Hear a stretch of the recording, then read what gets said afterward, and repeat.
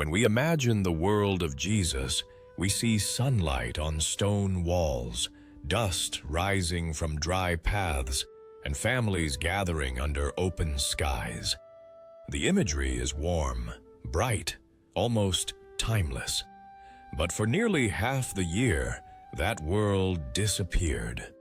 From November to March, the Judean highlands and the Galilee were locked in a season that has been almost entirely erased from our mental picture of biblical life.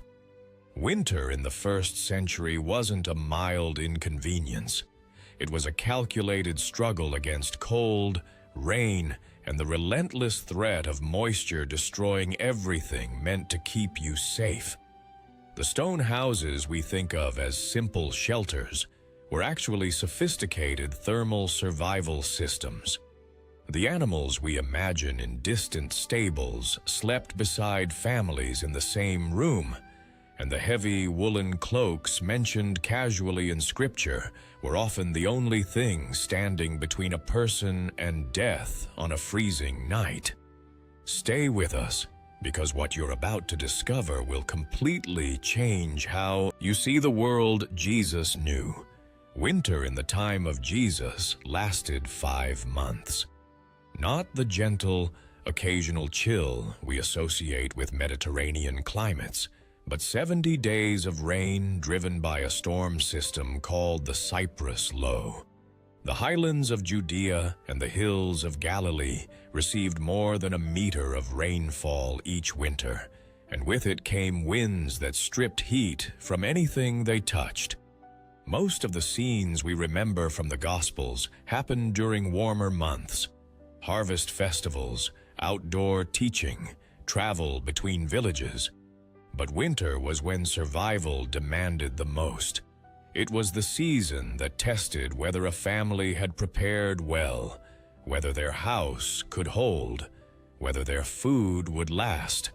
And yet, we almost never hear about it. The biblical text moves through winter in silence, not because it didn't matter, but because it was so constant, so all-consuming, that it needed no explanation. The threat wasn't extreme cold in the way we might imagine it. Instead, it was something more insidious. The combination of wetness, wind, and moderate cold created what we now call damp cold, a type of cold that gets inside you. It saps heat from your body through conduction and evaporation. You can be indoors, surrounded by stone, and still feel the chill creeping into your bones because the very walls around you are soaked.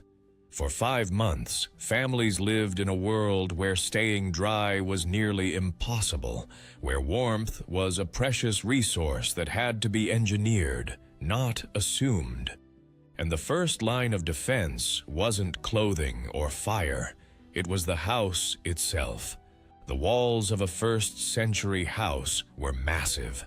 Fieldstone, limestone in the Judean hills, basalt in the Galilee, bound together with earth or lime mortar, stacked until they reached a thickness that would make a modern builder pause. These weren't decorative. They were structural heat batteries, designed to absorb warmth during the day and release it slowly through the night. The principle is called thermal mass. Stone has the capacity to store energy. When the sun warmed the exterior during the day, or when people, animals, and fires generated heat inside, the stone absorbed it. As the temperature dropped after sunset, that stored heat radiated back into the living space. But this system had a fatal weakness: water. When the winter rains came, they soaked into the porous limestone, and wet stone behaves completely differently than dry stone. What was once a heat battery becomes a heat drain. The same walls that kept you warm in summer now pulled warmth out of the house 3 to 4 times faster than before. This is why families obsessed over exterior plastering. A thin layer of lime plaster on the outside of the wall acted as a waterproof barrier, keeping the rain from penetrating the stone. But plaster cracks, it degrades. And if a family couldn't afford quality lime, or if they delayed repairs, the consequences were immediate. Mold crept up the interior walls. The cold settled in and wouldn't leave. Children woke shivering. The old and the sick didn't wake at all. The roof was even more vulnerable. Flat roofs made of timber beams, woven reeds, and compacted mud were ingenious for summer. They provided extra living space, a place to dry food, to sleep under the stars.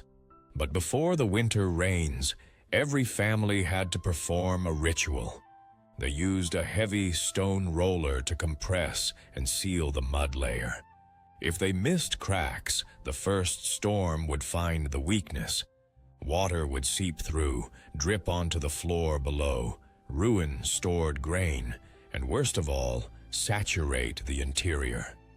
A failed roof didn't just mean discomfort. It meant the house became uninhabitable. Wet floors, wet walls, wet bedding. Everything that touched your skin pulled heat away. In a world without the ability to generate intense, sustained heat, this was how people died. Not from a single freezing night, but from days of accumulated cold, from bodies that couldn't recover. The house was supposed to protect you. But when winter turned the stone against you, the walls themselves became the enemy. If the walls couldn't always be trusted, there was another source of heat. One that required no fuel, no maintenance, and provided warmth all night long. Animals.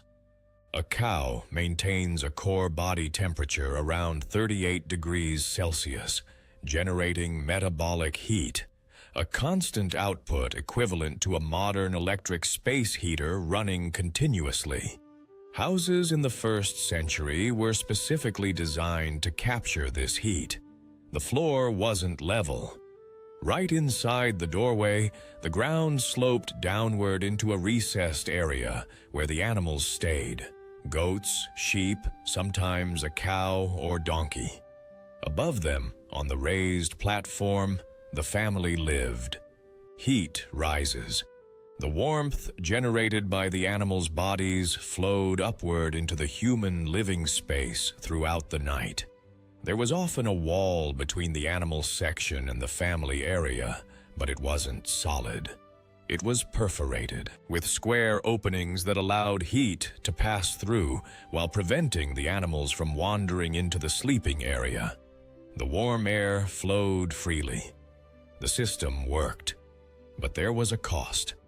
Living in such close proximity to animals meant living with the smell of manure, the sound of chewing and breathing, the presence of flies and parasites. The air inside these houses was thick, not just with warmth, but with methane, ammonia, and the inevitable filth that comes from housing livestock indoors. Respiratory infections were common. Eye irritation was constant. But the alternative was freezing. This wasn't a backup plan. For most families, this was the primary heating system. The animals had to come inside, not because people loved them, but because without them, the house was simply too cold to survive the night. It was a trade-off: warmth in exchange for air quality, survival in exchange for comfort. There were no chimneys in common 1st century homes, no flue, no vent, no way for smoke to escape except through the doorway or small gaps in the walls. This meant that any fire lit indoors had to be carefully managed, or it would make the house unlivable. Burning raw wood was out of the question.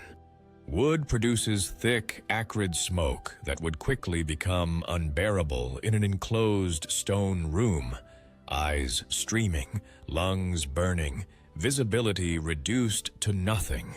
So families used charcoal, wood heated in the absence of oxygen, leaving behind nearly pure carbon. When charcoal burns, it produces intense heat with far less smoke, but it was expensive, a luxury that only the urban middle class or the wealthy could afford regularly. For the rural poor, the primary winter fuel was olive pomace. After olives were pressed for oil in the autumn, what remained was a dense, oily mass of crushed pits, skins, and pulp. This waste product burned hot and steady with minimal smoke, and it became available exactly when it was needed most, right before the winter rains began. Families would stockpile pomace, dry it, and use it throughout the cold months. The fire itself was contained in a brazier, a shallow metal or ceramic bowl that could be moved around the house. Positioning the brazier was a constant calculation. Too close to the sleeping area and the risk of burns increased. Too far and the heat didn't reach. But even with cleaner burning fuels, the air inside these homes was dangerous. Carbon monoxide builds up silently in enclosed spaces where combustion occurs. And then there was the soot, tiny fragments of carbon small enough to be inhaled deep into the lungs. These particles don't break down, they accumulate. Studies of lung tissue from ancient populations have found concentrations of elemental carbon far higher than in modern non-smokers. Chronic respiratory disease was widespread. Coughing, wheezing, shortness of breath, not occasional, but constant. Children and the elderly were especially vulnerable. Many didn't survive their first winter. The fire that kept you warm was also, slowly, killing you. But there was no alternative. If the house provided shelter and fire, provided warmth, there was still one more layer of protection: clothing, specifically wool. The structure of wool fibers is uniquely suited to thermal regulation. Each fiber has a natural crimp, a waviness that creates tiny air pockets when fibers are spun and woven together. Air is an excellent insulator, and these trapped pockets form a barrier against the cold. But wool has another property that made it indispensable in a wet climate. It can absorb up to 30% of its weight in water without feeling wet to the touch. The outer surface of wool fibers repels liquid water, while the interior absorbs water vapor. This means that wool pulls moisture away from your skin, holds it inside the fiber structure, and keeps the exterior relatively dry. In a winter defined by dampness, this was survival technology. Linen becomes cold and clammy when wet. Wool, even when soaked, retains some insulating ability. The most important garment was the talit, a large rectangular woolen cloak. For a laborer, this was often the single most valuable thing they owned. It served as a coat during the day, a blanket at night, and a shelter in emergencies. It was so essential that Jewish law specifically protected it. If someone took your cloak as collateral for a debt, they were required to return it before sunset, because without it, you might not survive the night. But not all wool was equal. The wealthy could afford cloaks dyed with expensive pigments: purple from murex snails, scarlet from Kermes insects. These dyes were so costly that a single garment could represent months of wages. For the average peasant, clothing remained the natural color of the wool, shades of brown, tan, cream, or gray. Winter was the season when nothing grew. What sustained life during these months had to be prepared in advance, preserved through methods that resisted decay. Bread remained the foundation of every meal, but even bread required planning. Grain harvested in late spring had to last through summer, autumn, and winter. It was stored in large ceramic jars, partially buried in the floor to keep the temperature stable and protect against insects. But grain storage was precarious. A crack in a jar could let in moisture and ruin an entire batch. Baking bread in winter required fuel-efficient ovens. The tabun was designed for this, a dome of clay placed over a bed of smooth stones.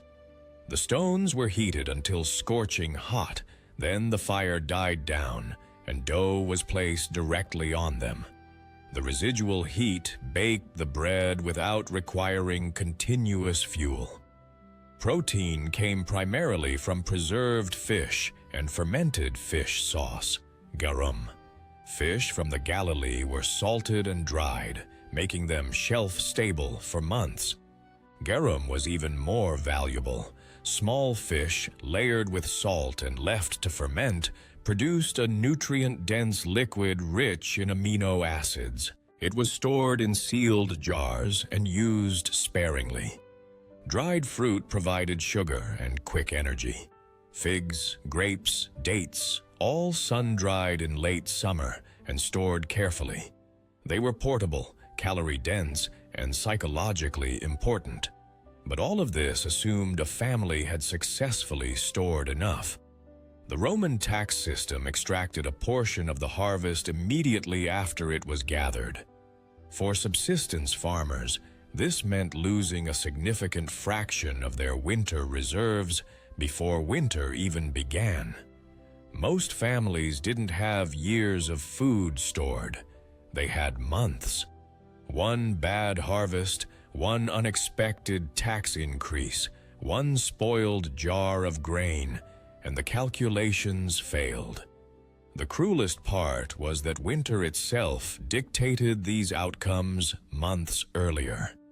Because survival didn't begin when the cold arrived, it began in the heat of summer. If you wanted to survive winter, the work began in August. The roof came first. All summer, the mud layer had been drying, shrinking, cracking. Those cracks were invisible threats. So before the first rains, families brought out the roof roller and methodically rolled it across the entire surface, compacting the mud, sealing the cracks. Next came the olive harvest. The oil was stored carefully, but just as important was the pomace, your winter fuel. Figs and grapes required similar attention. They had to be dried in the sun and stored in conditions that prevented mold. Cisterns needed inspection and repair. Cracks in the hydraulic plaster had to be patched. The settling basin had to be cleaned. If the cistern failed to hold water properly, you'd spend the winter with limited contaminated supply.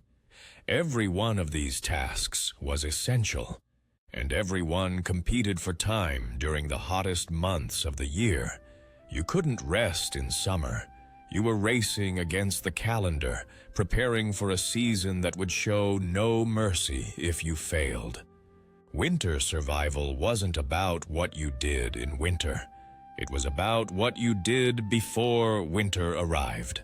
From the outside, many houses looked identical, but inside, invisible differences separated those who survived comfortably from those who barely survived at all. It started with the mortar. Families with resources used lime mortar, water-resistant, durable. Families without resources used simple mud mortar, porous, prone to letting water seep through. Over time, mold appeared. The cold settled in and never left. The beams supporting the roof told the same story. Cedar or oak beams lasted for generations. Poor families used whatever wood they could find, sometimes green wood that sagged and cracked after only a few years. Even the ceramic jars that stored grain varied in quality. Thick-walled jars were durable and resistant to cracking. Cheap jars were thin, prone to hairline fractures that let in moisture and insects. And then there was the oil. Pure olive oil burned with a clear, steady flame and produced minimal smoke. Low-grade oil burned dimly and filled the room with acrid, choking smoke. These differences compounded over time. A family with good mortar, strong beams, quality jars, and clean oil lived in a house that stayed dry, warm, and breathable. A family with mud mortar, weak beams, cracked jars, and cheap oil lived in a house that was damp, cold, and toxic. Poverty wasn't dramatic. It was incremental. It seeped in like dampness through poorly made walls, slow and relentless. Winter revealed these inequalities with brutal clarity. When we think about the world of Jesus, we rarely imagine winter. We picture teaching on hillsides, fishing on calm seas, crowds gathered under open skies. But for nearly half of every year, that world was hidden behind closed doors, trapped in cold stone houses where survival was a daily calculation. The thick walls that were supposed to protect became heat drains when soaked with rain. The animals that provided warmth also filled the air with fumes. The fire that kept families alive slowly destroyed their lungs.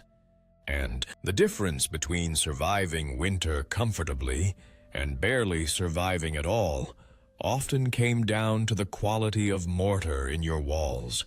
This was the reality, not the backdrop to biblical stories, but the foundation of them. Every parable about houses built on rock, every reference to cloaks and oil lamps, every mention of stored grain carried the weight of lived experience. Understanding this world doesn't diminish faith, it deepens it, because it reveals a God who didn't just speak into human history, but entered it fully. Born into a world where winter was a season of struggle, where warmth was engineered from stone and animal heat, where a single woolen cloak could mean the difference between life and death. If this documentary strengthened your understanding, leave your like, subscribe to the channel, and share this video. Until the next video.